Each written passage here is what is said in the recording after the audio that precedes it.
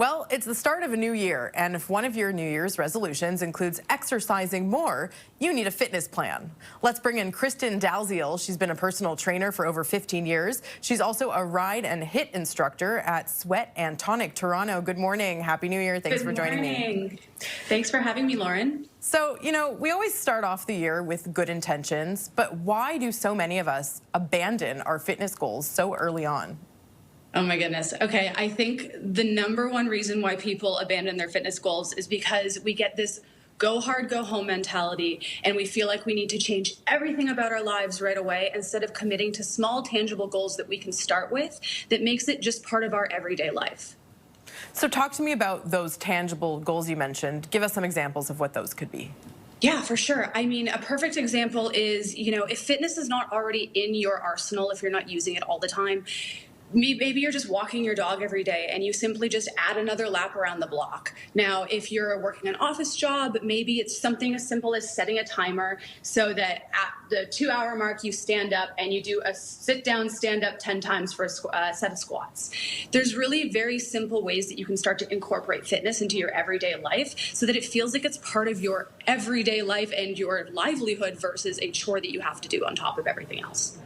So for those who have maybe less experience in the fitness world, where would you recommend they begin, or what resources should they look at to learn where to start?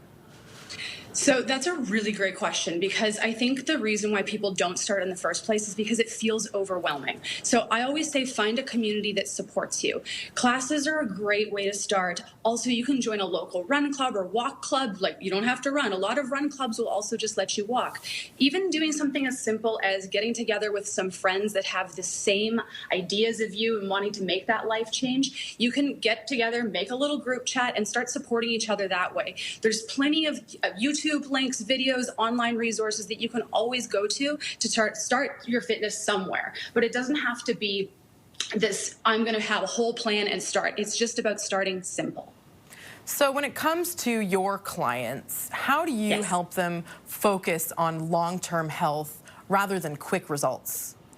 So I'm very lucky that I've had most of my clients for 6+ years, and it's really just going back to that same thing of making it part of your life. So I never give my clients that go hard, go home mentality. I'm always telling them to be kind to themselves. How they show up that day is perfectly acceptable for that day. Not every day has to be the best thing that you ever do in the gym or outside of it. It's just showing up for yourself. So there will be sessions where a client will show up and they've had a really long night shift because they're a doctor. And I just get them to stretch, do simple activation work. And then the next day when they're more rested, maybe that's the day that we tackle a big leg day. All right, some really great advice for a healthy new year. Kristin, thank you. Thank you so much. That is Kristin Dalziel, fitness expert and personal trainer.